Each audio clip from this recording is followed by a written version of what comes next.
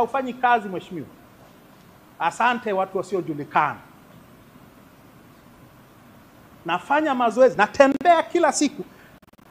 Na siku zote nina hii fia kwamba hivi nikiteleza hapa itakuwaje?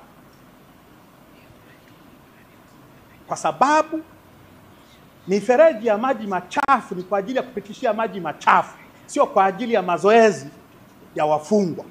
Maeneo ya mazoezi ni uwanja mkubwa ulioko nyuma ya death row. Lakini tangu nimeingia Ukonga siku ya Ijumaa Kuu mpaka hapa nilipo, sijaruhusiwa mimi na hajaruhusiwa mwingine yeyote aliyeko death row